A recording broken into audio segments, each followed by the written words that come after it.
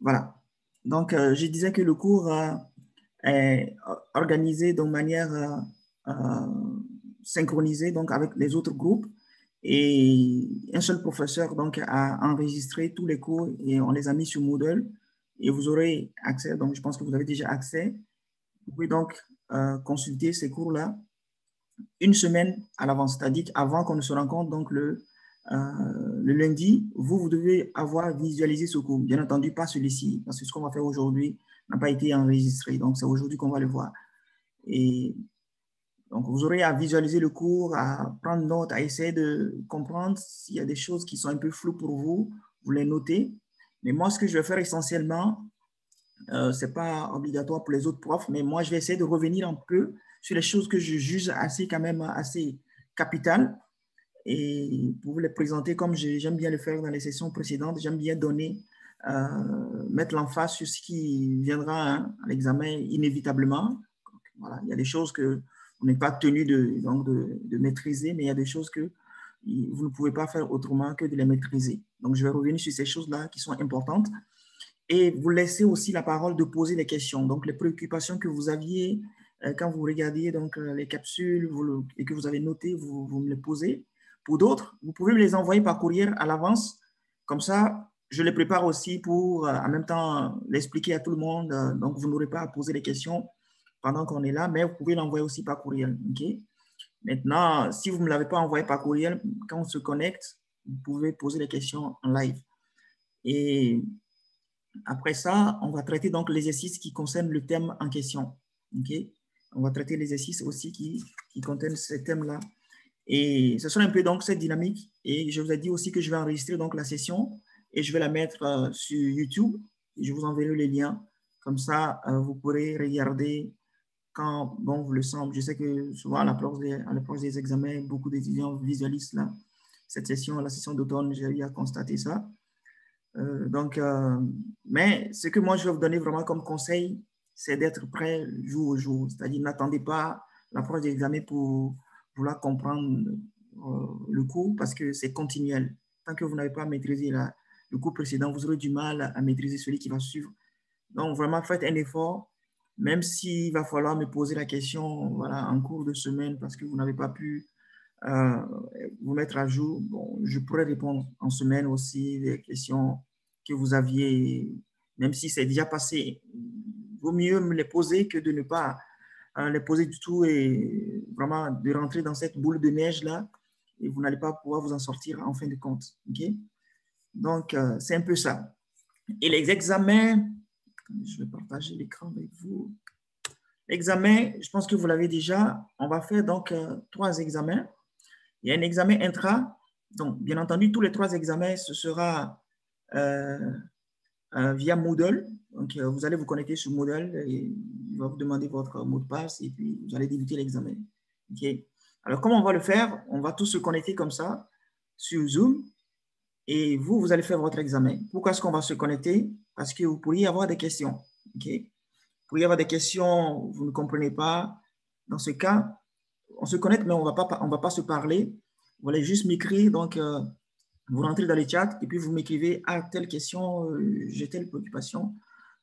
Qu'est-ce que ça pourrait bien dire? Bon, bien entendu, les questions diffèrent en fait d'un étudiant à un autre. Okay? Les questions sont faites de telle sorte que c'est de manière aléatoire que les questions sont tirées. Donc, dans un contenu, dans un panier de questions où les questions sont tirées de manière aléatoire. Ce qui fait que si vous avez une préoccupation sur une question, vous pouvez peut-être faire une capture d'écran, vous l'envoyer pour que je puisse répondre à la préoccupation, ou bien vous m'écrivez pendant qu'on sera tous connectés. C'est comme ça que les examens vont se passer. Donc, il y aura un examen intra qui va compter pour 35%. Okay? Et un examen quiz. Voilà, le quiz, on va le faire comme un lundi, donc le 22 mars. Je pense que le 21 février, ça doit être un samedi ou un dimanche, je ne sais plus trop. Mais je vais vérifier. 21 février, c'est ouais, c'est un dimanche. Okay? Le 21 février, c'est un dimanche. Le 9 mars aussi, je vais vérifier. Le 9 mars, c'est un mardi. Et non, le 9 mai, pardon. Le 9 mai, ok, ça aussi, c'est un dimanche. Voilà. Donc, c'est le 22 mars seulement qui est un lundi. Okay? C'est notre, pendant la séance de cours, on va faire d'abord 15 minutes de questions, de quiz. Et une fois qu'on aura fini, on va poursuivre le cours. Okay? Donc, on aura ces 3 examens. Et comment réussir son examen? Voilà, comme j'ai eu à le dire précédemment, il faut être prêt le jour au jour. Il ne faut pas attendre donc l'approche de l'examen pour pouvoir se préparer. Il ne faut pas attendre l'approche de l'examen pour pouvoir se préparer. Et c'est essentiellement ces trois qu'on aura. Si vous avez des questions, vous pouvez m'arrêter pendant que je suis en train de parler. Et donc, j'aurai besoin de 2 étudiants pour signer. Effectivement, donc, c'est la clause donc, de l'entente d'évaluation qu'on fait chaque année. Donc, vu qu'on est en ligne cette fois-ci, donc, 2 étudiants peuvent se porter volontaires et puis je vais remplir cela en cachette. Okay. L'heure des examens, OK. C'est sur Moodle, mais dimanche, normalement, je pense que c'est à 14h ou 15h. Je n'ai plus l'heure exacte, mais voilà, c'est entre 14h30 et 17h. Voilà, quelqu'un d'autre a répondu. Voilà, donc c'est 14h30 et 17h. Bien entendu, quand les dates vont se rapprocher, vous recevrez encore des courriels pour vous les rappeler. Donc, ne vous inquiétez pas pour cela. OK, c'est parfait. Merci bien, Sad et Swan. Et donc, c'est Sad qui a répondu pour les 2. Donc, merci pour la réponse. OK, donc, j'aurais besoin de 2 étudiants qui peuvent juste m'écrire une box et me donner leur code permanent et comme ça je vais remplir. Dit que OK, nous sommes d'accord pour cette évaluation. OK, je vais prendre donc Alexis. Il y a Alexis Arbour. OK, ça fait une personne. Est-ce qu'il y a quelqu'un d'autre aussi qui veut supporter? Alexis.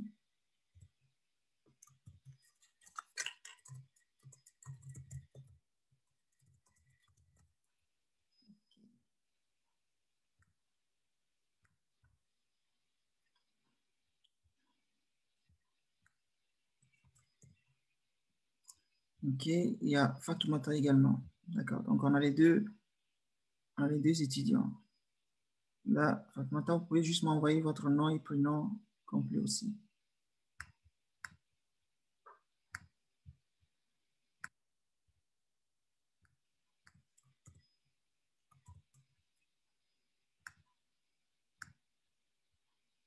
OK.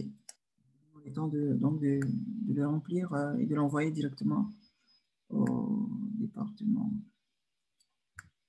Pendant que d'autres personnes se connectent.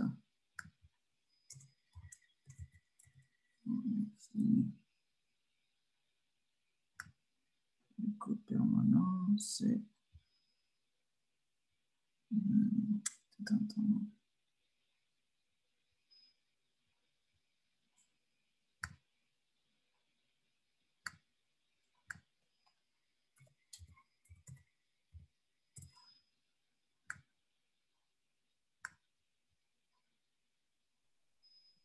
Excusez-moi, bonjour. Oui, bonjour. En fait, j'ai une question. Je ne sais pas peut-être si vous en avez parlé, mais vu que je suis arrivée un peu en retard, je voulais savoir, est-ce que vous avez des supports de cours? Non, il n'y a pas de support de cours. Donc, le support de cours, c'est essentiellement donc, les PowerPoint. Les PowerPoint qu'on a donc sur Moodle. C'est ça Ok, seulement que vous devez regarder. Et là, c'est vraiment obligatoire. Enfin, quand je dis obligatoire, bien entendu, on est toujours libre, hein, mais c'est ce qui est vraiment nécessaire. Et les autres choses ne sont pas nécessaires. Je dirais même que les PowerPoints sont suffisants. Okay. d'accord. Les PowerPoints sont suffisants. Si vous vous lisez tous les PowerPoints, vous regardez les capsules vidéo, bon, bien entendu, sur les PowerPoints qui sont présentés dans les capsules, mais vous pouvez aussi vous-même défiler dans les PowerPoints pour mieux appréhender certaines choses et que vous faites tous les exercices qui sont mis à votre disposition, ainsi que les examens précédents. Il n'y a rien qui vous empêcherait d'avoir A+, quoi. OK. Je vais vous présenter tantôt même les résultats donc, des 2 sessions dernières que j'ai enseignées et vous allez voir aussi ce qui se passe. Bien sûr, dans la confidentialité, vous n'aurez pas les noms des étudiants. OK, la deuxième personne.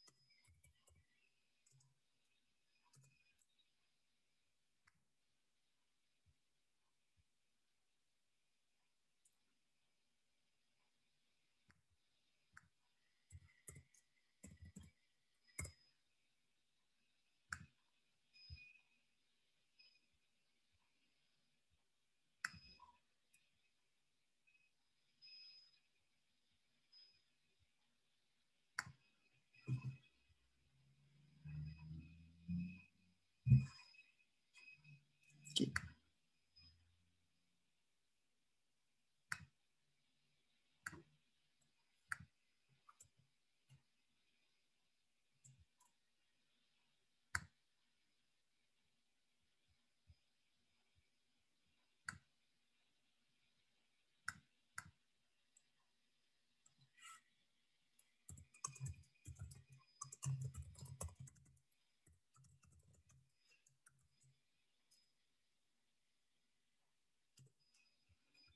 OK, c'est parfait.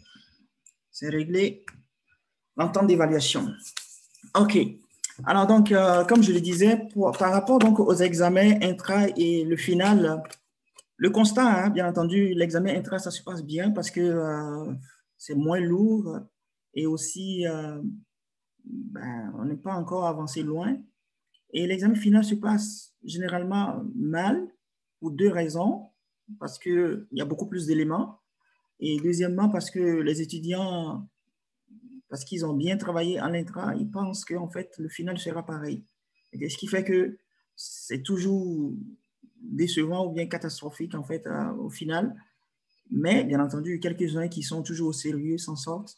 Donc, j'ai jugé, bon, vu qu'on est en ligne, j'ai eu à copier dans Excel, j'ai enlevé les noms, puis j'ai calculé la moyenne donc, des 2 sessions dernières pour vous présenter aussi, pour que vous puissiez aussi analyser vous-même et ne pas vous laisser séduire ou bien vous laisser tromper par une bonne note que vous auriez peut-être en l'intra. Okay, donc ça, je pense, c'est la session hiver, ça c'est hiver 2020, ça c'est hiver 2019. Okay? Donc vous voyez, ça c'est l'intra, ça c'est le quiz, ça c'est le final. Okay? Vous voyez, l'intra 111, le quiz. Bon, le quiz, c'est toujours bien, c'est 15 questions. Et 45 minutes, 30 minutes. Donc, c'est généralement moins dense. C'est essentiellement sur 2 thèmes. Donc, les étudiants n'ont pas à étudier beaucoup d'éléments. Ça fait que, bon, ça va. Et donc, après le quiz, donc la courbe, ça décroît parce que c'est bon. On a bien travaillé. Donc, mais on oublie que ça, c'est 50% et que c'est beaucoup plus dense aussi. Et vous voyez, la même courbe s'est présentée donc aussi pour l'hiver 2019. Et là, ça, on était à distance. Donc, je dirais que c'est mieux peut-être le final par rapport au final donc, de 2019. Donc, regardez vous-même. Mais ça n'empêche pas hein, que d'autres aient toujours des bonnes notes. Donc, vous voyez, j'ai voulu mettre tous ceux qui ont A, donc vraiment en rouge. Vous voyez là, c'est des A, des A, des A, pour dire que c'est vraiment facile d'avoir A, en tout cas à mon niveau. C'est pas du tout compliqué. Donc, pour 2019 aussi, il y avait quelques-uns qui avaient aussi des A. OK. Bien entendu, il y a des B+, mais moi, mon objectif, c'est pas que vous ayez des B ni des C, quoi. Donc, si quelqu'un veut avoir des A, il va l'avoir et je vais vraiment le pousser à l'avoir. OK. Mais si vous ne poursuivez pas ça comme un objectif, bon, je ne pourrai pas vous donner la note gratuitement parce que de toute façon, ce n'est pas moi qui corrige les copies. Les copies sont corrigées automatiquement. Donc, via Moodle, dès que vous répondez, si c'est faux, ça corrige automatiquement. Donc, vous voyez. Ce qui fait que il faut vraiment se mettre au travail le jour au jour. Ce n'est pas du tout difficile, mais c'est juste qu'il faut être organisé. Et puis, s'il y a quelque chose que vous ne comprenez pas, vous pouvez juste demander. Et puis, si vous le voulez, vous pouvez aussi assister aux séances de monitorat qui se font aussi en ligne. D'accord? Les heures de monitorat sont aussi affichées sur Moodle. Alors, avant de commencer, est-ce qu'il y a des questions que vous voulez poser? Des questions avant qu'on commence?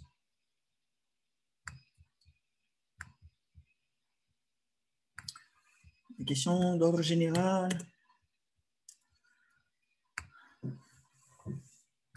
Okay. Moi, j'ai une question. Oui. Si quelqu'un a fait le cours de microéconomie la session passée, est-ce que selon vous, ça doit être relativement facile de faire ce cours-là?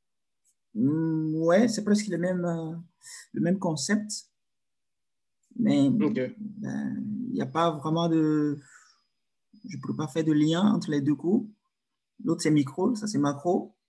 Mais bon, je connais un peu le contenu de l'autre cours, mais vous n'aurez pas vraiment de problème. Parce que si vous avez validé l'autre, vous devriez valider ça aussi. Ok, parfait, merci. Est-ce que l'écran, vous le voyez bien ou bien c'est petit? C'est correct. Ça va. Ok, c'est parfait. Je n'ai pas besoin de mettre en projection. Hein.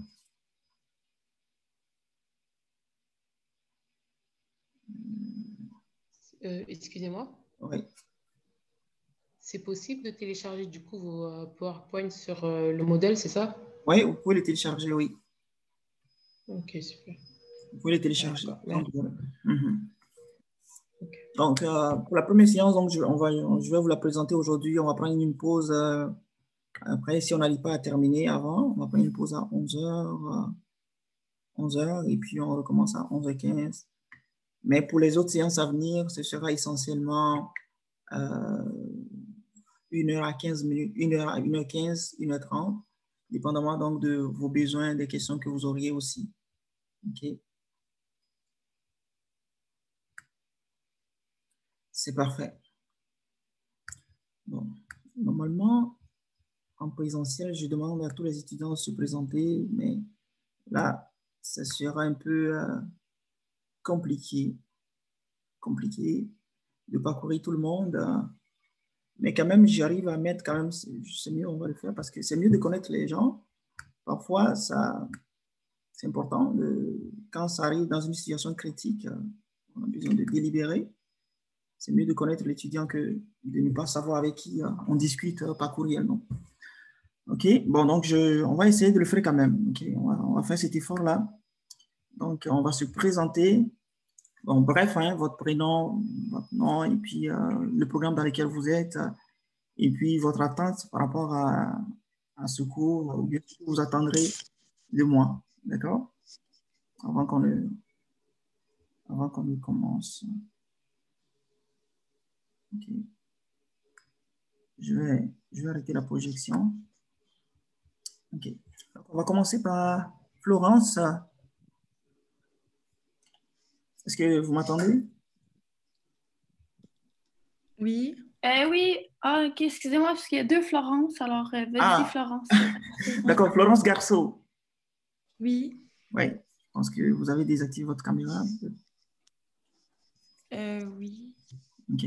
Bon, pour vous présenter. Puis, Allô, je m'appelle Florence Garceau. C'est quoi qu'il faut dire? Votre programme et puis votre attente donc, par rapport à ce cours, ce que vous attendrez peut-être du professeur. Je fais le bac en administration focus sur le marketing. Okay. Puis, j'avais vraiment beaucoup aimé le cours de microéconomie. Fait que j'imagine que j'espère autant aimer macro, mais j'ai pas d'attente vraiment autre que ça. OK. Donc, vous allez beaucoup aimer, surtout avec la conjoncture actuelle avec COVID-19, vous allez beaucoup aimer. Je l'avais fait en automne avant COVID. Fait que c'était pas trop pire. OK, vous allez aimer. Parce que ça permet donc de comprendre aussi donc, les réalités économiques, pourquoi est-ce que le gouvernement ne fait pas ça, pourquoi il fait ça et tout. Donc, ça permet de comprendre quand même les décisions politiques. D'accord, c'est parfait. Merci. Amélie Lausier. Oui, je m'appelle Amélie Lausier. Moi, je fais le bac en administration des affaires. Puis, j'ai pas vraiment d'attente là, pour le cours à part le réussir. Super. Parfait. J'aimerais que vous ayez à plus.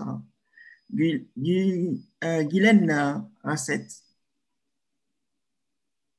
Oui, bonjour. Moi, mon nom, c'est Guylaine Rassette, comme vous l'avez mentionné. Moi, je fais le certificat en administration des services publics. Un retour aux études après 20 ans de fin de cégep. Donc, c'est un gros retour aux études pour moi, cette session. Ouais.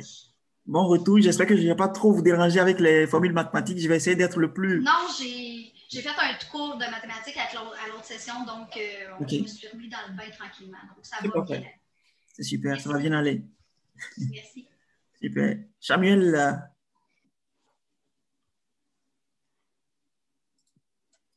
est-ce que vous êtes là? Okay. Oui, excusez. Vous m'entendez? Oui. Oui, OK, excuse, parce que ça switch tout le temps de mon écouteur et pas, j'ai un petit peu de difficulté. Donc, moi, je suis en certificat en administration, c'est ma deuxième session là, à l'UQAM, puis je m'attends à ce que vous soyez passionné de votre matière puis que vous me transmettez la joie de l'économie. OK, c'est super. Notre famille, c'est Fleming, c'est ça? Oui, exactement. Fleming Lemelin, c'est un nom composé, mais vous pouvez dire Fleming, c'est correct. OK, c'est parfait. Il n'y a pas de souci. Mon prénom, c'est Chamel. Ouais, Chamel, OK. On va se transmettre la joie de l'économie, il n'y a pas de souci. Parfait. OK. Alors, Alexis? Oui, bonjour. Donc, je m'appelle Alexis Arbault. Je suis à ma deuxième année du baccalauréat en administration, profil gestion internationale. J'ai fait le cours de micro, ça s'était super bien passé. Mes attentes, c'est d'aussi bien le réussir que le précédent. C'est parfait. Ça va bien aller, ça va bien réussir. Aussi, vous avez réussi le micro aussi. OK. Nour, je prononce bien, je l'espère. Oui, donc bonjour, je m'appelle Nour. Je suis en baccalauréat en sciences comptables. Okay. Puis en fait, mes attentes pour ce cours, j'espère que ça va bien se passer comme l'autre. C'est parfait, d'accord. Ça va bien se passer. Ensemble. OK. Sandrine Santos. Bonjour. Oui, bonjour. Moi, c'est Sandrine. Je suis dans le programme le baccalauréat de sciences comptables. Okay. Et moi, je m'attends à ce que le cours se passe aussi bien que le cours de microéconomie. OK. La majorité ont fait donc la micro. C'est parfait. Aimée Gonzalez. Oui, bonjour. Mon nom, c'est Aimée Gonzalez. Je suis en bac en administration. Puis, je n'ai pas vraiment d'attente dans le cours, à part que vous soyez pressant pour nous. OK. D'accord. Je prends note. Et Tania? Tania? Oui, c'est Tania. Oui, bonjour. Moi, mon nom, c'est Tania Huot. Je suis en bac en administration, puis je n'ai pas vraiment d'attente particulière pour le cours. OK. D'accord. Je vais essayer de donner quand même des éléments qui vont peut-être te satisfaire d'ici à la fin, quand même s'il n'y a pas une attente. OK. On va passer à Simon. Simon Bordelot. Donc, je m'appelle Simon Bordelot. Je suis étudiant libre. Puis mes attentes envers le cours, c'est je voulais en apprendre plus sur l'économie, en fait. OK. C'est parfait. Vous allez augmenter votre connaissance. Émilie Marticotte. Oui, bonjour. Émilie Marticotte. Je suis au baccalauréat en sciences comptables. Puis, mes attentes pour le cours, j'espère juste trouver ça intéressant, puis en apprendre plus, puis bien réussir le cours. D'accord. C'est parfait. Daniel Roy. Ou bien Roy, peut-être. Oui, Daniel Roy. Moi, je suis en certificat en administration de services, retour aux études. Je le fais à temps partiel. Donc, mes attentes, en fait, c'est au-delà des calculs mathématiques, c'est de comprendre les concepts et puis une vue d'ensemble, en fait, plus solide. Okay. D'accord, on va essayer de relier la réalité au modèle mathématique pour être vraiment... À la théorie. C'est ça, à la théorie. Merci bien. Merci. Okay. Nathalie Ildefonso. J'espère que c'est bien prononcé. Oui, bonjour. Mon nom, c'est Nathalie Ildefonso. Je suis étudiante au baccalauréat en ressources humaines. Et je n'ai jamais fait de micro ni rien d'économie, alors c'est plus nouveau. Je m'attends vraiment à réussir et à comprendre le cours. OK. Alors, je conseille de ne pas manquer donc, la séance donc, de monitorat. Je pense qu'elle se fait avec Andréane, pour faire le rappel mathématique aussi. C'est vrai que je vais faire un petit rappel mathématique aujourd'hui, mais c'est bon donc de le faire avec elle aussi. Ouais, mais j'ai vu il y avait des capsules de rappel, là, je les ai vues. Ah, OK, c'est parfait. C'est super. Et le prénom est caché, c'est Guidon, mais le prénom est caché derrière. Je ne sais pas qui c'est Mademoiselle Guindon. Oui, je m'appelle Maude Guindon. Je suis dans le bac en sciences comptables. Puis je m'attends à faire des liens avec la réalité, comme ça va être plus visuel. Donc, ça va me permettre à mieux comprendre les concepts qui sont peut-être plus compliqués des fois à comprendre. OK. C'est parfait.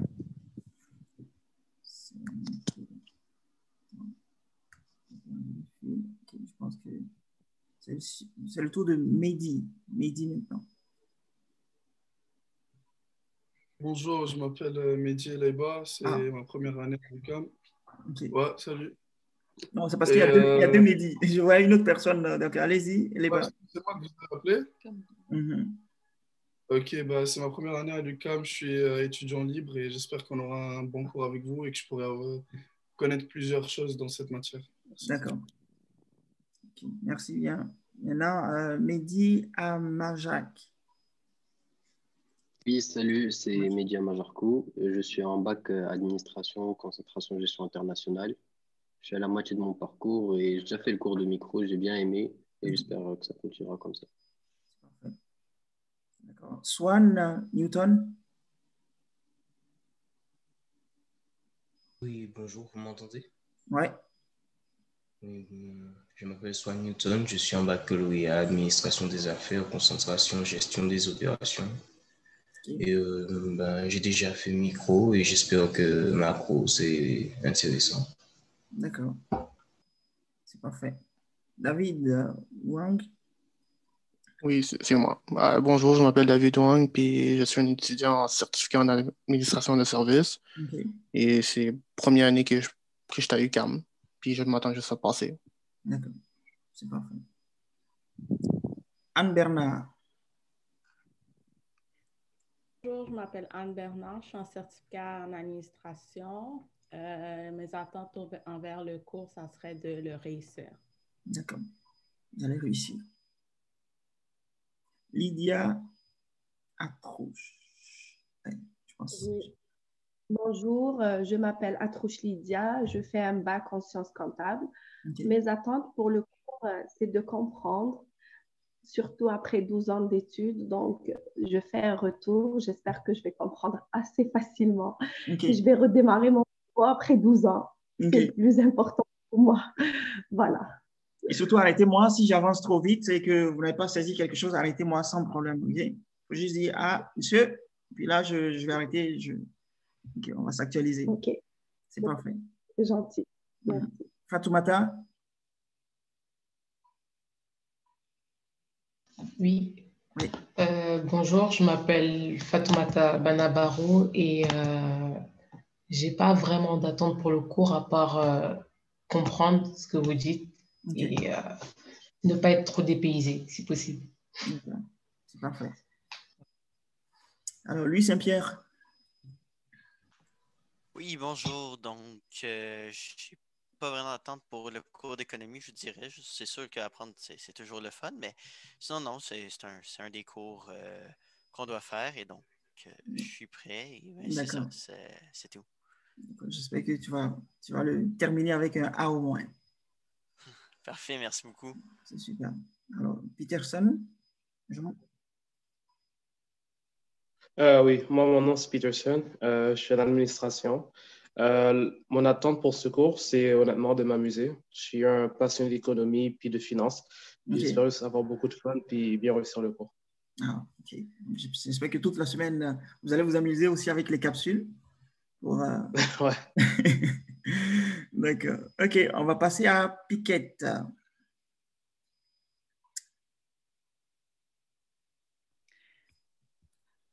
Oui, bonjour. En fait, mon nom, c'est Florence. C'est pas Piquette, mais c'est Oui, pas c'est grave. juste qu'elle est cachée. Parce que le nom de famille est trop long.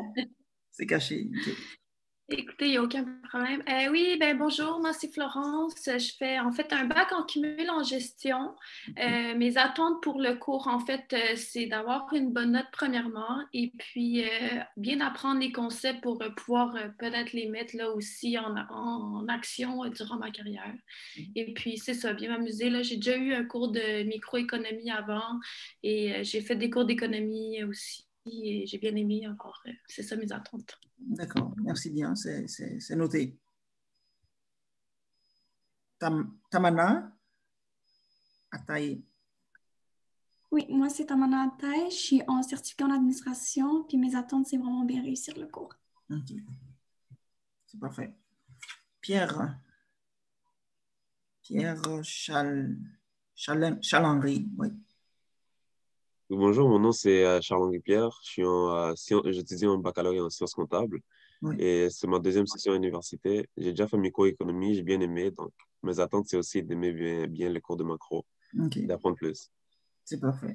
C'est parfait. Donc, on va passer à Mohamed Ali. Oui, bonjour, mon nom c'est Mohamed Ali. Je fais un bac en administration des affaires concentration. Et mes attentes, c'est d'apprendre quelque chose que je pourrais peut-être utiliser dans la vraie vie. Ok. C'est parfait. Mehdi, ah non, on a déjà passé. On va passer à Robert Junior. Salut, alors mon nom c'est Robert Mocky. Je fais un certificat en administration. Okay. Et mes attentes pour le cours, c'est de passer un excellent cours parce que j'ai des amis qui ont eu un cours avec vous. Okay. Ils m'ont dit que vous avez rendu le cours agréable pendant cette pandémie. Alors, j'espère pouvoir le vivre avec vous aussi. Super, d'accord, merci. Cédric Eleba, ok, il y en a deux Eleba. Je vais faire attention. Bonjour, je m'appelle Cédric Eleba, je fais un certificat en administration et mes attentes pour le cours, c'est de réussir. Ok, c'est parfait. Océane. Bonjour, moi je m'appelle Océane Alexandre, je fais un certificat en administration de services. Okay. Puis en fait, j'espère que ça va être un cours facile étant donné que j'ai déjà eu un cours semblable au cégep. Ok. C'est le temps vraiment de mettre le paquet pour maximiser votre note finale. Ok. Massi. Bonjour, mon nom c'est Massi. Je suis en certificat de planification financière. J'ai déjà fait mon cours en microéconomie, donc j'ai adoré en espérant que ce cours soit semblable. C'est parfait. C'est parfait. Malik Diallo. Est-ce que Malik Diallo est là? Okay. Bonjour, mon nom est Malik Diallo. Je fais un bac en administration des affaires. Okay. Et je n'ai pas d'attente particulière, juste que vous répondiez aux questions qu'on a. C'est tout. Ça marche. Taina Calixte. Oui, bonjour, mon nom c'est Taina Calixte. Je suis en certificat en administration et je n'ai pas d'attente pour ce cours. Ok, c'est parfait. Okay. Alicia Foissy. Oui, bonjour, je m'appelle Alicia Foisy, je suis étudiante de deuxième année au bac en gestion des ressources humaines. Quant à mes attentes, en fait, je ne suis pas une fervente de mathématiques, donc j'espère seulement bien assimiler la matière, puis y trouver du plaisir, puis bien réussir, évidemment. Ok.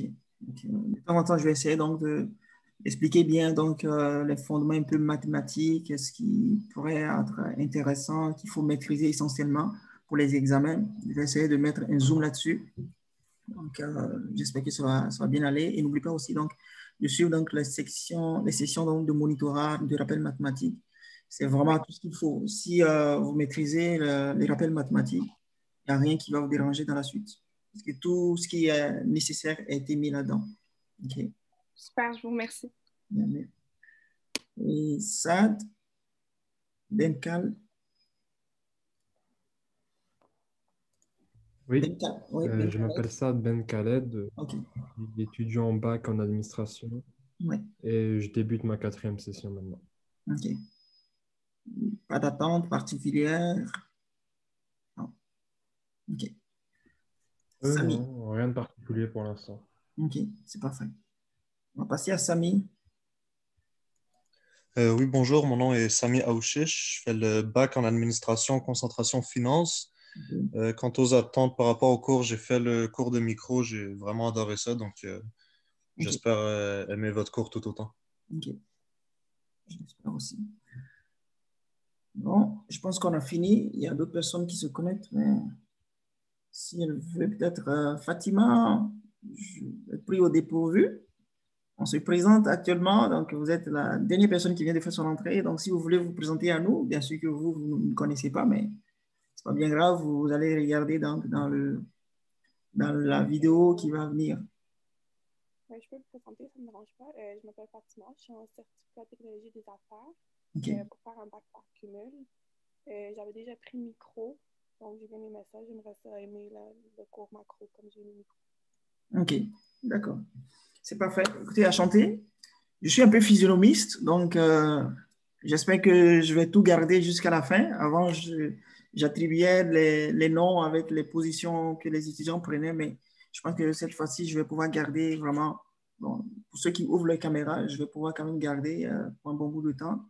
Donc, j'espère qu'on va bien aller jusqu'à l'autre bout, donc à l'autre bord, sans qu'il n'y ait vraiment rien à craindre. D'accord? Donc, on va commencer. On va faire 45 minutes et puis on va prendre une petite pause. D'accord. Donc, si tout le monde voit bien mon PowerPoint, c'est parfait. Donc, aujourd'hui, je vais vous présenter une introduction donc, à la matière. Donc, pourquoi donc, ce cours?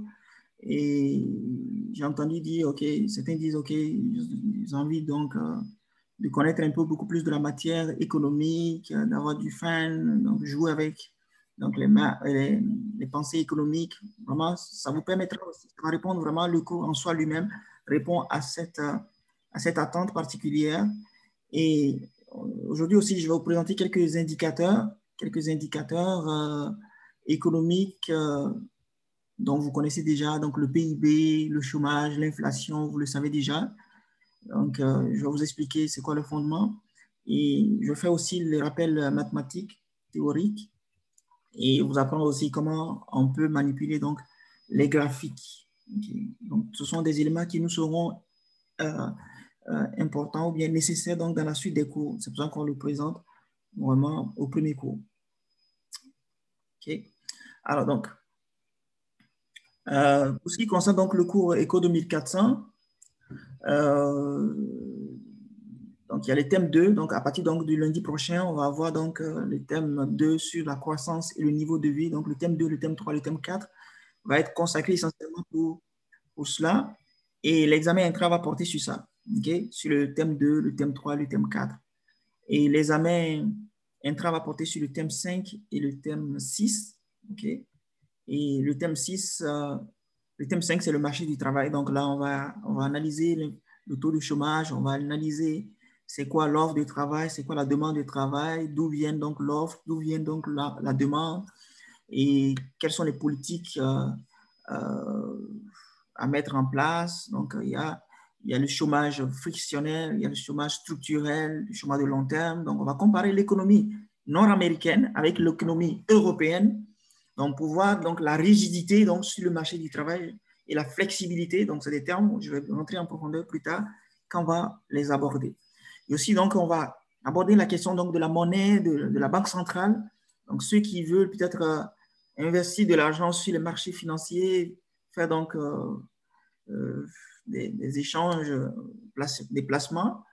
Donc, ce cours aussi vous sera intéressant. Vous allez comprendre comment est-ce que les devises évoluent et sur quelle base les devises évoluent quand Joe Biden annonce déjà un plan de relance des milliards de dollars. Quel impact ça aura sur la monnaie américaine versus la monnaie canadienne? Et est-ce qu'on peut anticiper déjà que la monnaie canadienne versus américaine va augmenter? Voilà. On va aborder ces thèmes-là dans les thèmes 7 et 8. Et aussi, on va parler des crises et des fluctuations. Okay? C'est-à-dire comment une crise peut affecter l'économie, donc le coronavirus qu'on voit actuellement, quel est son impact? Est-ce que ça sera de long terme ou juste de court terme? Donc, on va aborder les questions de long terme et de court terme également. Donc, les court termes, c'est la conjoncture, et le long terme, c'est la structure même de l'économie. Et le dernier thème, ce sera sur l'économie ouverte. Okay? Voilà, donc c'est un peu ces thèmes-là qu'on va aborder durant tout ce cours. Je vois déjà que, en regardant un peu, c'est intéressant de savoir donc, dans la vie courante. Okay? Et on va essayer aussi donc de présenter quelques modèles théoriques, essentiellement le modèle de Solow. Peut-être que vous ne le connaissez pas. Donc le Solow, on va présenter ce modèle-là. Et on va avoir aussi quelques appréciations critiques donc, de certains concepts et savoir donc appliquer les modèles pour expliquer les phénomènes observés. Donc, c'est ça, donc, pour répondre à la préoccupation donc, de M. Roy. Voilà. Okay, donc là, ici, on nous présente un graphique aussi donc, de quelques indicateurs économiques, donc les dépenses gouvernementaux, les impôts, la corruption, les niveaux de l'emploi, le prix du pétrole. Voilà, quoi. C'est juste quelque chose en vrac, pardon. C'est juste en vrac, comme ça. Okay. Juste pour dire, OK, le Québec économique en 2013. On présente juste quelque chose comme ça. On dit qu'on peut mettre l'économie sous forme de graphique aussi, et puis vous pouvez lire dans les articles, par exemple. Et là, c'est une image aussi. Okay? Ça, c'est quelque chose qui est social. Okay? Mais ça a une origine qui est économique. Donc, ce cours aussi va vous permettre de comprendre aussi. Donc, quand on dit l'austérité, c'est vraiment les politiques de répression. Par exemple, quand les taxes augmentent ou bien quand la consommation diminue, bien entendu, quand les taxes augmentent, donc on est en train de prendre donc, dans le revenu des ménages, donc leur consommation va diminuer, donc ça peut avoir un impact social ou des revendications, des remous sociaux.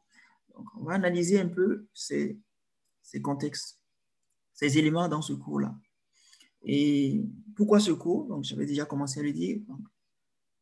Ça permet de comprendre les nouvelles, les débats de la société, les débats politiques, les écoles de pensée et les idéologies. Donc, il y a les néoclassiques, les keynésiens, et il y a ceux qui sont pour donc, la relance économique, ceux qui sont pour la répression, ceux qui sont pour donc, une taxation assez forte, ceux qui sont pour une taxation assez moindre. On va analyser ça. Donc, le modèle keynésien, on va analyser. Je vais rentrer dans les détails plus tard. Okay? Et parfois aussi, c'est bon aussi de pouvoir alimenter aussi les débats dans les familles et entre amis, de pouvoir dire non, ceci, oui, parce que, voilà. Donc, mais si vous ne savez pas ce qui c'est que l'économie, vous ne pouvez pas participer, vous ne pouvez rien dire là-dessus. Okay? Mais quand vous avez des concepts théoriques, vous savez, okay, si on augmente les taxes, la consommation va diminuer. Et donc,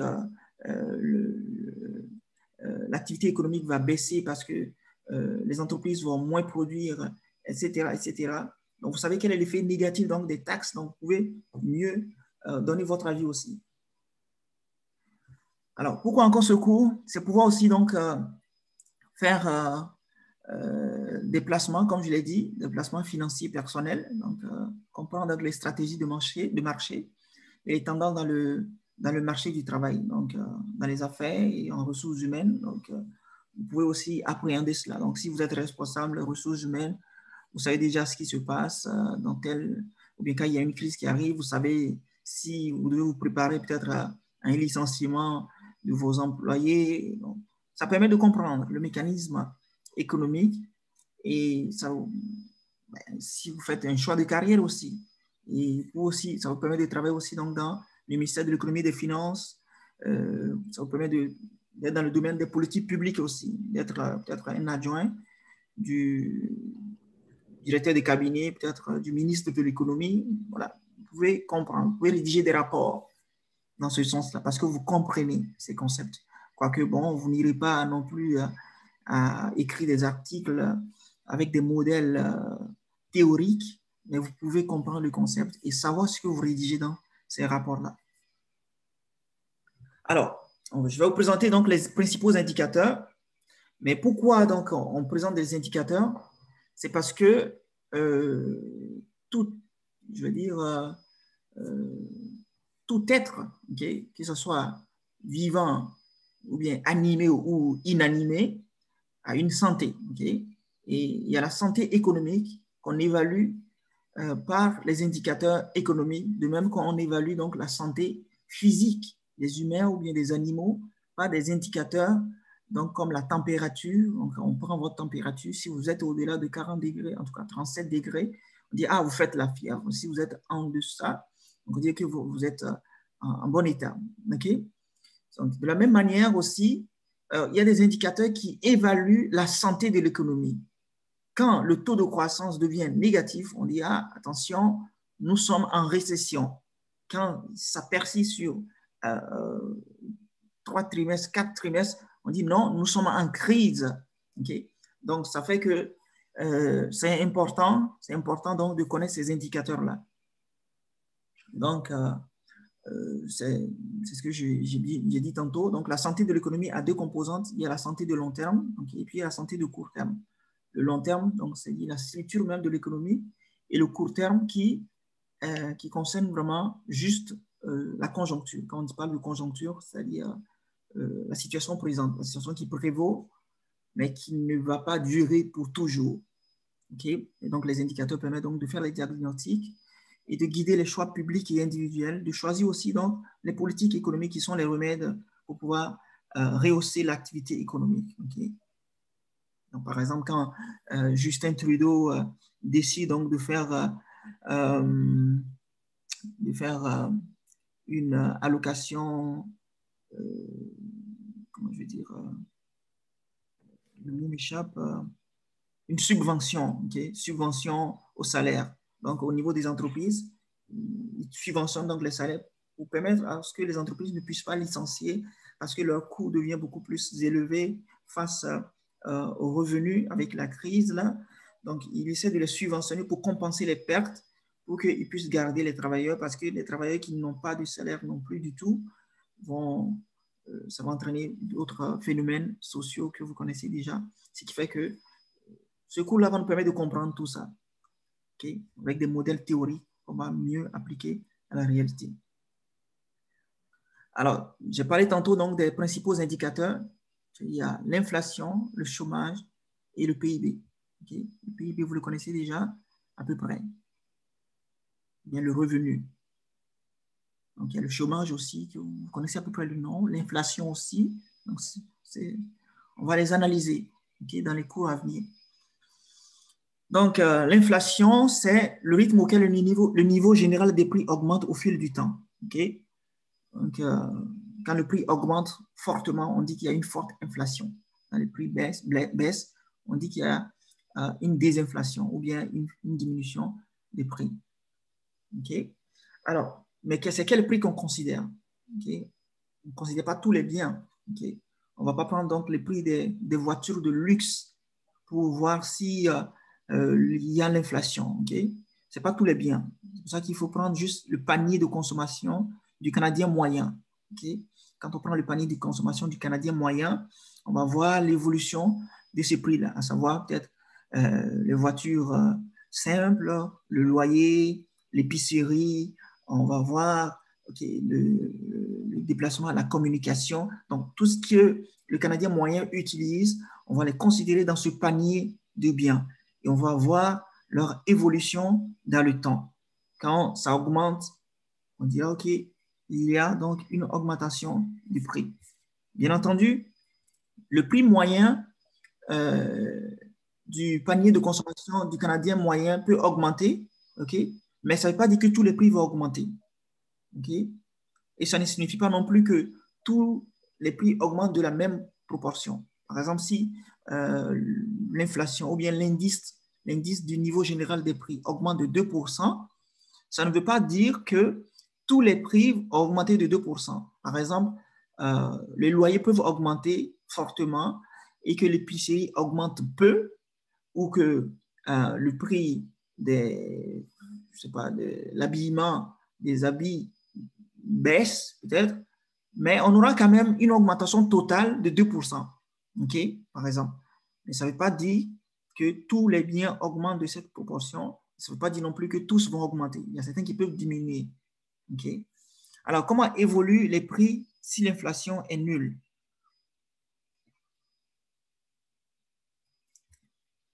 Bon, ça, c'est une question pour vous aussi. Hein. Qu'est-ce que vous pensez? Comment le prix évoluerait si l'inflation est nulle? Qu'est-ce que vous pensez?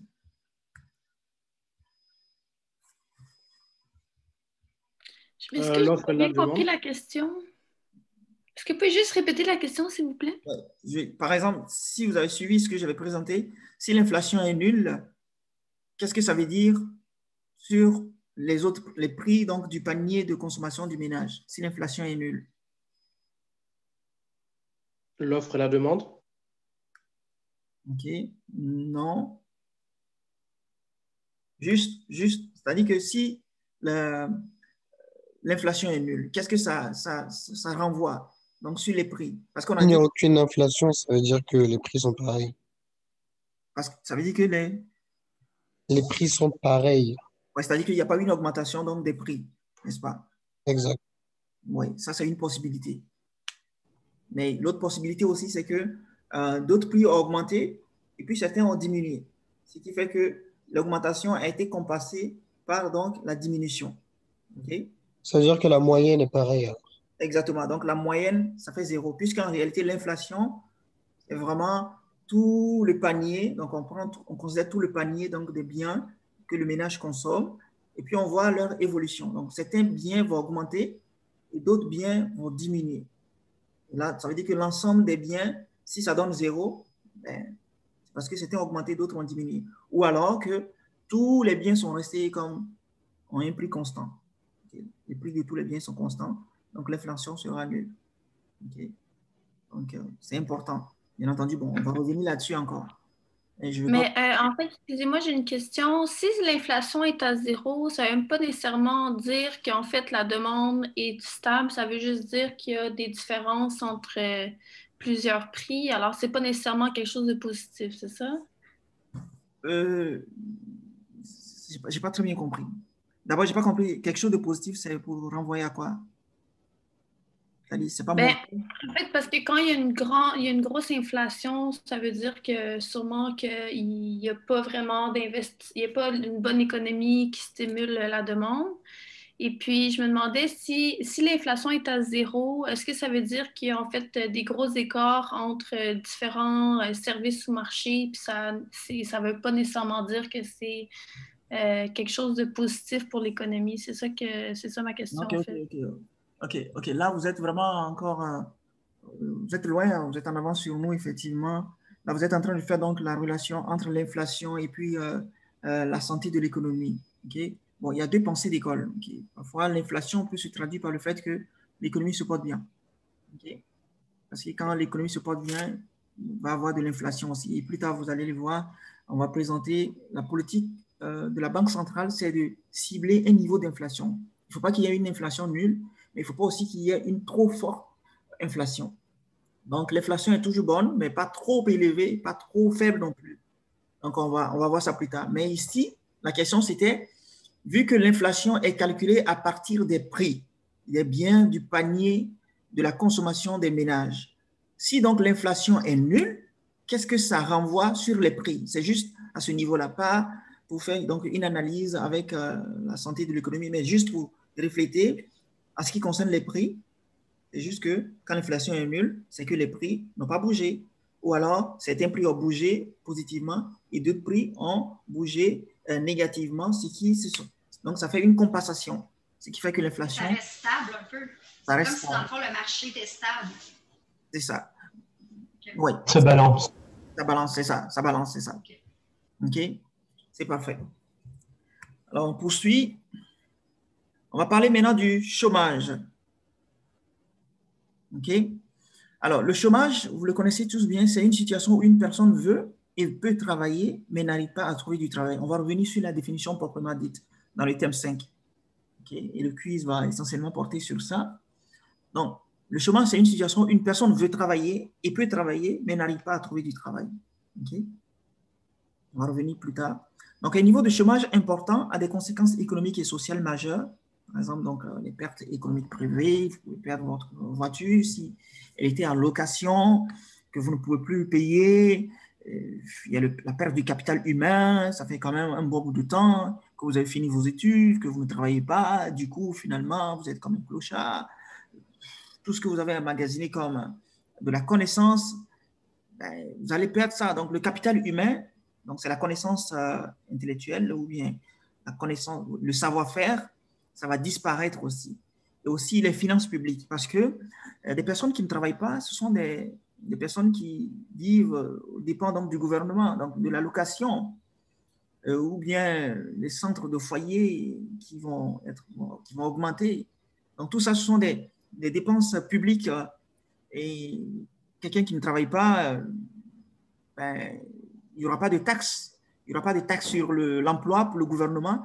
Donc, non seulement le gouvernement ne perçoit pas donc, des taxes pour sa trésorerie ou bien dans son assiette fiscale, mais aussi elle doit faire sortir de son assiette pour subvenir aux besoins vraiment de ceux-là qui sont au chômage.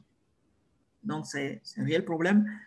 Et aussi, donc, il y a les problèmes sur la santé physique et mentale, comme vous le savez aussi.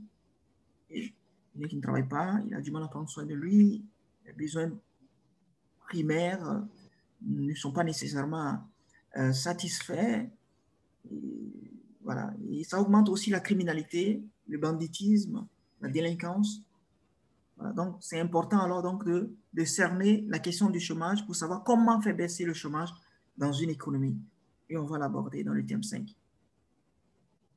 Alors, comment on mesure le chômage? Voilà. Le chômage est mesuré par donc, un sondage, une enquête par sondage. Donc, le ministère donc, je pense, de la statistique, le département de la statistique donc du Canada. Je pense que c'est Statistique Canada qui fait des enquêtes okay, par sondage. Donc, ils piochent, ils sélectionnent donc certains individus de la population, puis on leur adresse un questionnaire, puis ils remplissent là. Et puis, bon, il y a des méthodes d'extrapolation pour pouvoir dire, OK, on a fait une enquête sur tel nombre de personnes, et voici ce que ça conclut. Bon, on peut l'extrapoler à tout le Canada. C'est essentiellement comme ça que ça se fait. Alors, donc ici, on vous présente donc l'évolution du taux de chômage vraiment de la population canadienne dans son ensemble, donc, c'est-à-dire à partir de 15 ans et plus, depuis 1950 jusqu'à 2016-2018. OK? Donc, vous voyez, le taux de chômage, ça a baissé dans les années et puis ça augmente. Ça atteint son pic vraiment dans les années 82, 83.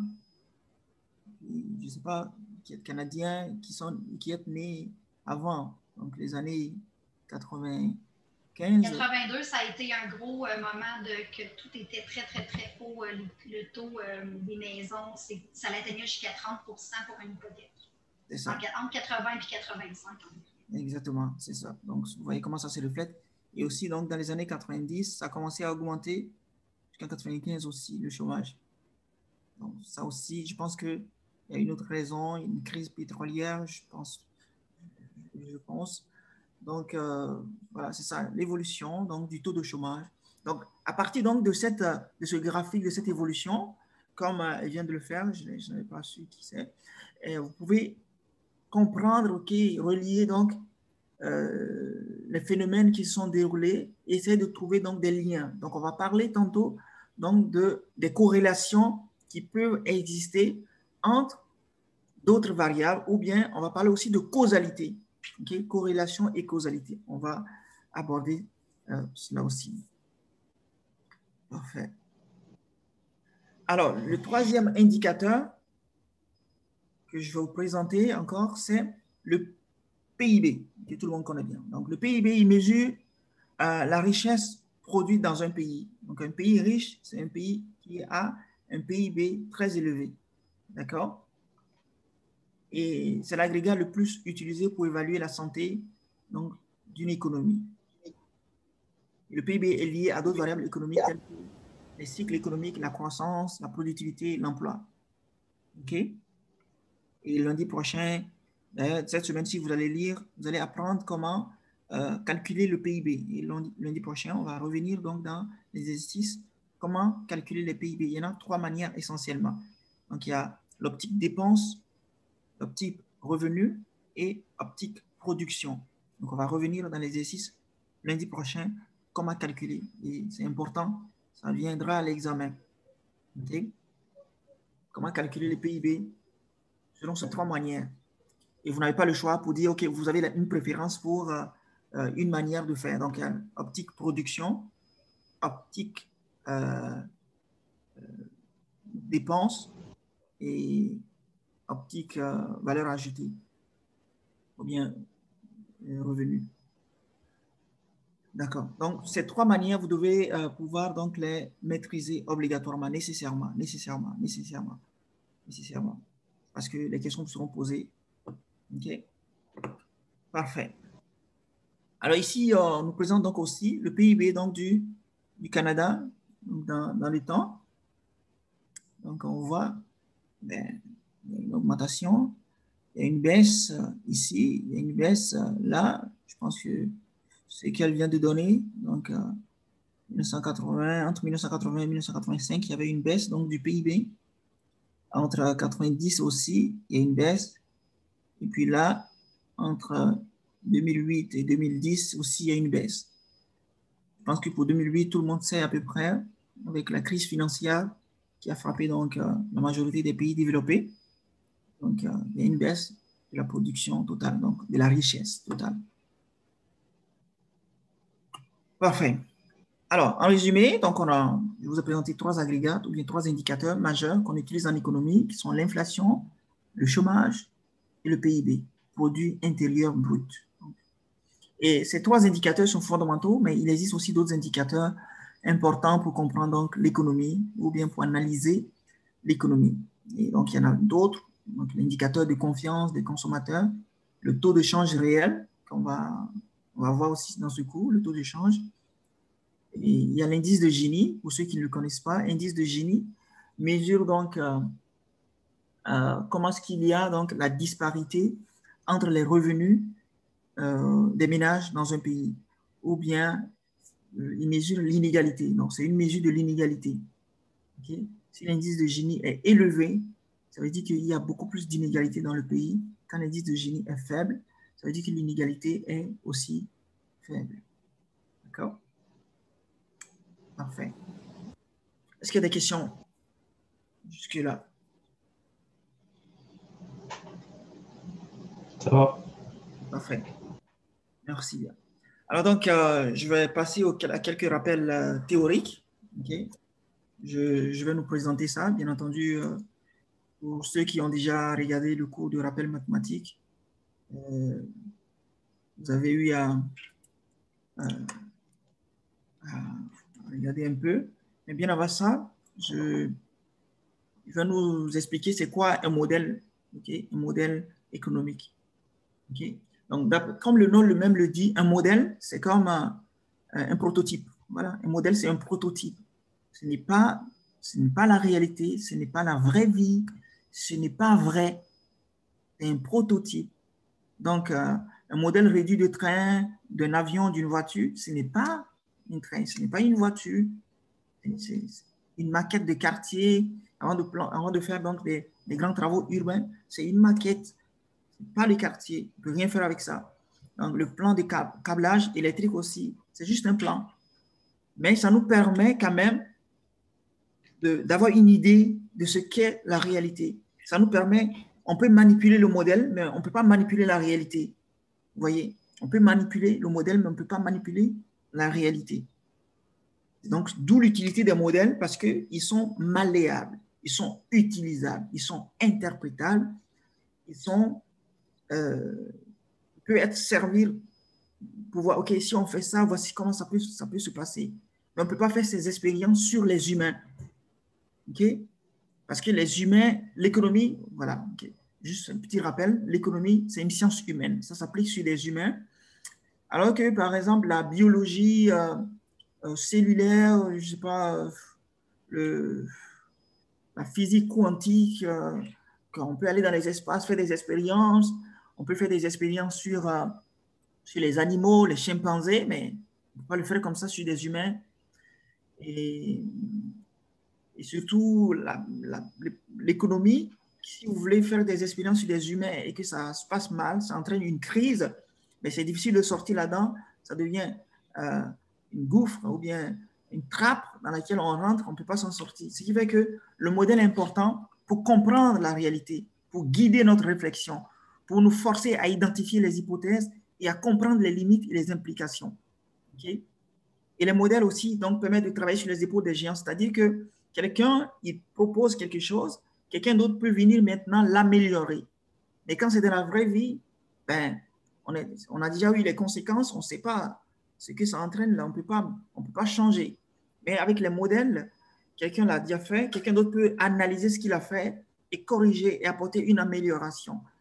Donc, c'est pour ça que les modèles sont bons. Et en général, il n'y a pas vraiment de très bons modèles. Okay? Mais on ne peut que parler de bons modèles dans un contexte donné. C'est-à-dire qu'en général, plus un modèle explique le phénomène observé, plus il est pertinent et utile. Okay? Un modèle peut être bon pour répondre à un certain type de questions et il peut être mauvais pour étudier d'autres questions. Okay?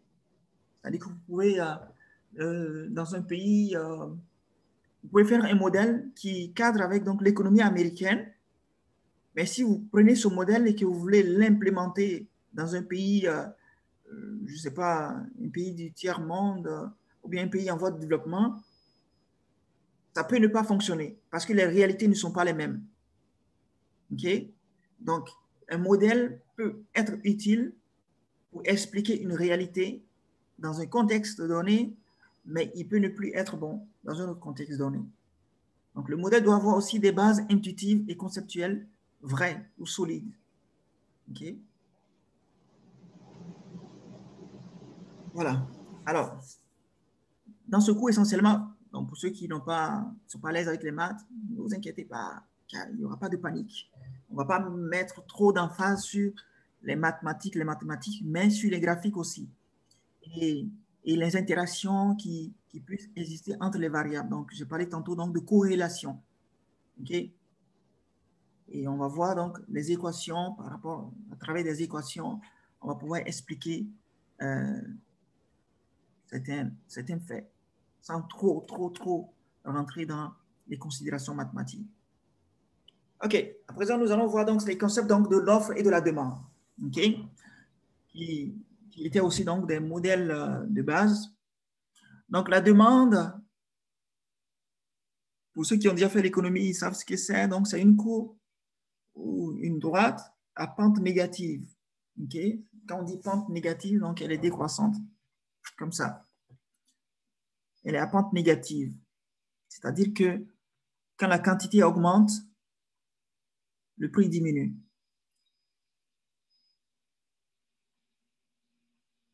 Ou bien quand le prix diminue,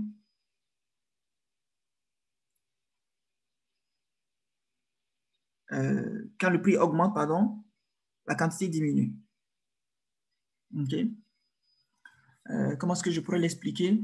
Supposez que vous êtes un acheteur. Voilà, la demande, c'est au niveau des acheteurs. OK?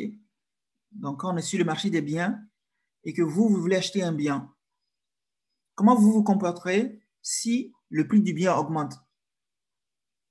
Vous voulez en acheter encore davantage ou bien vous voulez en acheter moins? En acheter moins. Voilà. Donc, quand le prix augmente, la demande diminue, la quantité diminue. Ou alors, quand le prix diminue, c'est que la quantité augmente. C'est pour ça que c'est une courbe qui est décroissante. Là, la quantité augmente, mais on voit que ce point, le prix diminue. Quand la quantité diminue, on voit que le prix augmente. C'est-à-dire que quand le prix diminue, ben vous, c'est intéressant pour vous de pouvoir en acheter. C'est-à-dire que vous n'avez plus de contraintes budgétaires, donc vous pouvez en acheter beaucoup. C'est pour ça que la courbe de demande est une courbe qui est vraiment décroissante en fonction donc entre le prix et la quantité. Entre le prix et la quantité. Donc, si le prix augmente, la quantité diminue. Si le prix diminue, la quantité augmente. Voilà, c'est un peu ça. Mais c'est le mouvement contraire pour l'offre. OK? Donc, la réponse des consommateurs au changement de prix dépend de leur sensibilité face au changement de prix. Donc, si les consommateurs sont très sensibles au prix, c'est-à-dire que si le prix augmente, leur demande pour le bien diminue fortement, dans ce cas, on dit que l'élasticité, ou bien la demande est élastique, et vous allez voir ici, la pente sera très forte.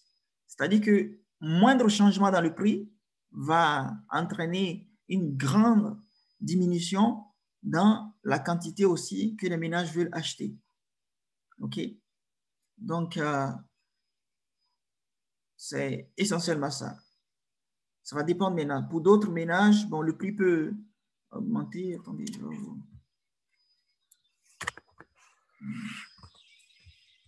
partager. Pour d'autres ménages, vous voyez, d'autres peuvent avoir ça. D'autres peuvent avoir ça. Vous voyez. Et d'autres peuvent avoir je sais pas, comme ça. Donc, vous voyez,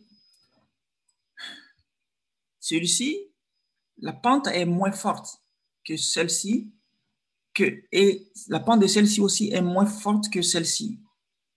OK? Donc, celui-ci est très sensible au prix.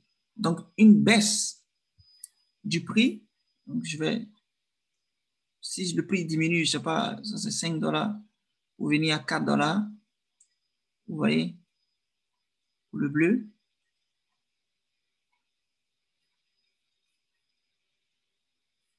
Vous allez voir comment la quantité va diminuer. Parce que le prix à 5 $, la quantité serait ici. Le prix à 4 $, la quantité serait ici. OK? Donc là, il y a comme une juste, ça c'est la diminution. C'est-à-dire quand le prix passe de 5 $ à 4 $, la quantité va passer de cette à celle-là. Ou bien quand le prix passe de 4 $ à 5 $, la quantité va passer donc de 4 $ en tout cas, de telle quantité à telle quantité. Mais quand vous regardez pour celui qui est en noir, quand le prix passe, bon, on va regarder pour celui qui est en rouge. Quand le prix passe donc de 5 $ à 4 $, vous voyez, la quantité ici. Vous voyez que c'est plus grand. Hein? Celui-ci, il va beaucoup plus changer sa quantité que celui-ci. Parce que sa pente est moins forte que la pente de celui qui est en bleu. Donc, celui-ci est beaucoup plus sensible au prix. Celui-ci est encore beaucoup plus sensible au prix. Si vous voyez, si je mets 3, si je suppose que ça va être 3 $ ici, et puis 2 $, vous allez voir que la quantité qui va, quand le prix passe de 2 $ à 3 $, le changement de la quantité sera beaucoup plus grand aussi. OK? Donc, ça dépend de l'élasticité, de la pente. La pente donc de la demande va influencer comment est-ce que le ménage ou le consommateur répond face à une augmentation du prix ou une baisse du prix. Okay. Vous avez des exemples de produits? Exemples de produits? Je peux vous donner peut-être le prix donc, de McDonald's. Okay. Le prix des hamburgers de McDonald's.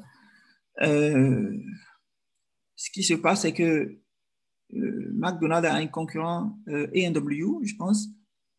Si McDonald's décide donc d'augmenter ses prix fortement, ben, ou bien je ne sais même pas, juste un tout petit peu, la consommation donc, des McDo va baisser beaucoup parce qu'ils ont un substitut ailleurs. Ou alors, je vais supposer juste le prix du pétrole. Donc, il y a Ultramar, il y a Petro-Canada, il y a Shell. Donc, suppose que Petro-Canada décide donc d'augmenter ses prix et que tout le monde sait que le prix donc, du pétrole de Petro-Canada est élevé. Vous allez voir que la consommation des pétroles de Petro-Canada va baisser beaucoup. Okay? Donc, là, ça veut dire que la demande est vraiment élastique à ce niveau-là. Mais par contre, il y a d'autres biens dont la demande est inélastique. Par exemple, Hydro-Québec. Hydro-Québec peut augmenter le prix du kilowatt sans que la demande baisse, parce qu'ils n'ont pas d'autres, les consommateurs n'ont pas d'autres alternatives en tant que telles. Donc, la demande donc, de la consommation d'électricité et la demande de la consommation des hamburgers de McDonald's, ces deux courbes ne sont pas identiques, ne sont pas pareilles.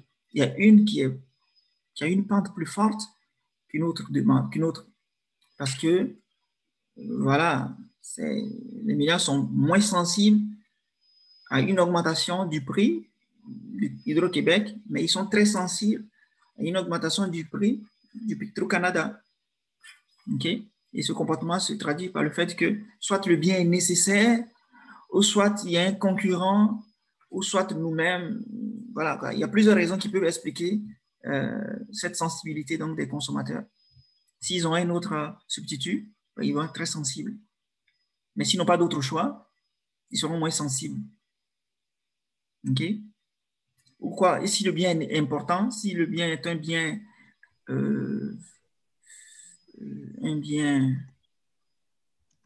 nécessaire, un bien de subsistance, ils n'ont pas d'autre choix. C'est-à-dire, si le prix donc, de la farine de blé augmente, ou bien, je ne sais pas, si le prix du lait augmente, bon, on va continuer toujours à consommer. Pas autant, mais on ne pourra pas s'en passer autant. Quand même, on va continuer toujours. Okay. Excusez-moi. Oui. C'est quoi Hydro-Québec? Quoi Hydro-Québec? Parce que je sais que oui. Hydro-Québec n'a pas de... Non, j'ai dit, qu'est-ce que c'est? Pourquoi? Qu'est-ce que c'est Hydro-Québec? Ah, ok. Vous êtes au Canada ou bien? Non, je suis à Paris. Ah, désolé, avec la pandémie, oui, c'est ça. Ok, Hydro-Québec, c'est la compagnie qui fournit l'électricité au Québec. Ok. Voilà, et puis elle est la seule. Je ne sais pas en France, mais peut-être en France. C'est pareil en France, c'est EDF. C'est EDF en France. Ok, c'est ça. Ok. Donc, c'est ça. Donc, on continue. Ça, c'est au niveau de la demande. Donc, la demande peut être sensible, dépendamment donc du bien ou bien de la nécessité du bien ou de la présence donc, des concurrents dans ce domaine.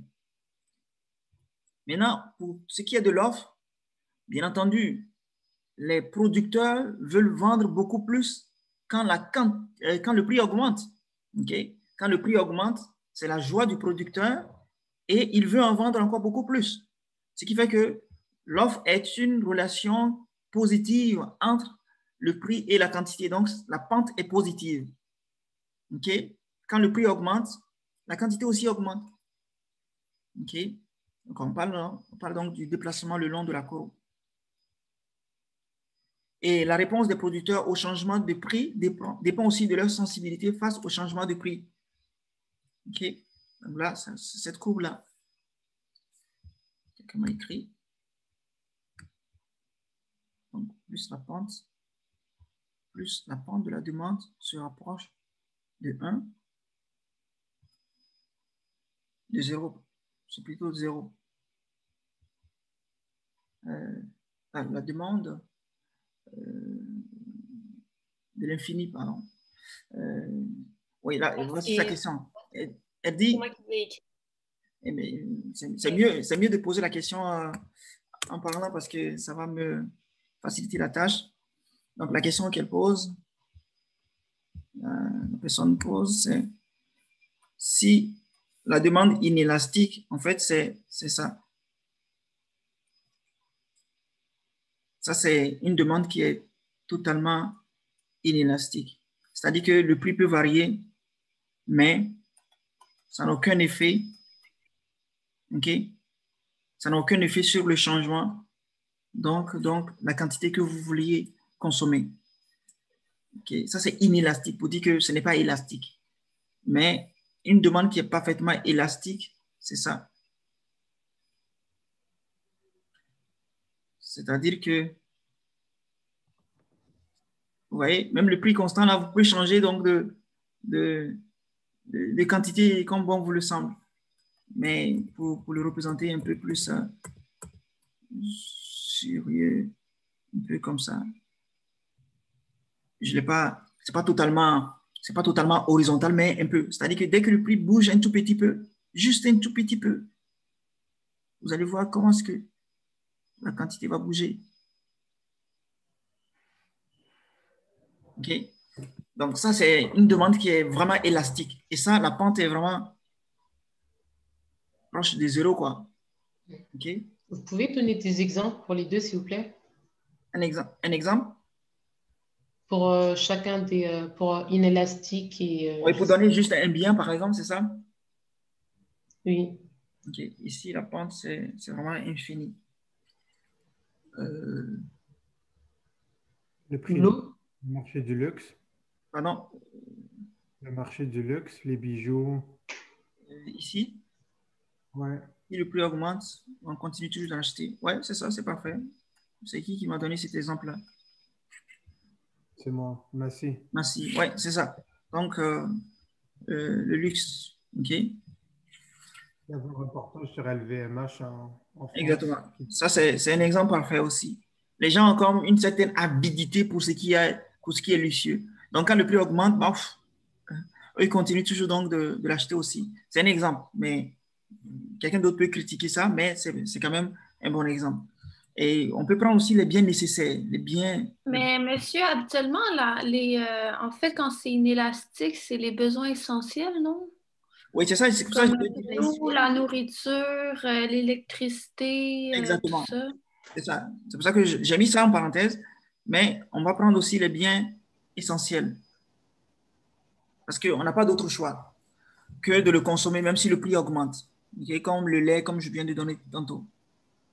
Mais ça aussi, ça marcherait. Okay? Parce que les gens aiment. Les gens aiment. Les biens de luxe, vraiment. Okay. Alors, donc, un bien essentiel, il n'y a pas de choix. Alors qu'ici, donc, je vais parler donc, des compagnies pétrolières, donc je vais parler du pétrole. Ce n'est pas n'importe quel pétrole, mais le pétrole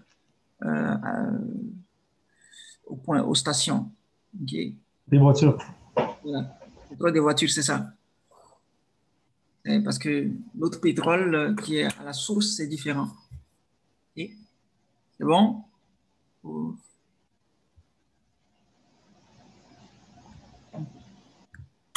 C'est parfait. Donc, pour ce qui est de l'offre aussi, la pente aussi va dépendre donc de la sensibilité du producteur. Okay. Si le producteur est sensible au prix, et une moindre augmentation du prix, il aimerait vraiment beaucoup produire. Et s'il n'est pas sensible au prix, une augmentation du prix ne changerait pas sa quantité, la quantité qu'il fournit. OK. C'est parfait. Alors, on parlera de l'équilibre sur le marché. Ça, c'est vraiment important. On va en parler vraiment dans tout le cours quand même, surtout sur le marché de l'emploi, sur le marché donc du travail, sur le marché de la monnaie. On va parler donc de l'offre et de la demande. Okay? Donc, l'offre, ici, ça vient des producteurs et la demande, donc quand ça concerne les biens, okay, je vais vraiment faire cette nuance, quand ça concerne les biens, la quantité de biens qui est produite par les entreprises, c'est ça qui est l'offre. Et la quantité de biens que les consommateurs veulent acheter, c'est ça qui est la demande. Okay? Mais quand ça concerne donc le marché du travail, je dis bien le marché du travail, ce sont les travailleurs qui offrent du travail et les entreprises demandent du travail. Je vais revenir là-dessus quand on va arriver sur le thème 5.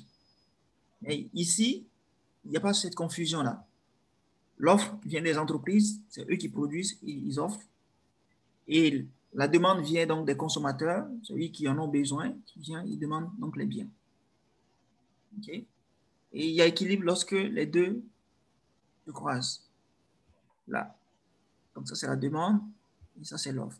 Et l'équilibre se trouve ici, pour une quantité de 4 et un prix de $6. Okay. Je pense qu'on va prendre la pause pour 15 minutes. On va commencer à 20. OK.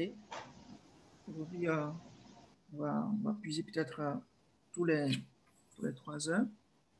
Donc, je vais enregistrer donc cette première partie et donc je vais faire un stop puis je vais revenir après.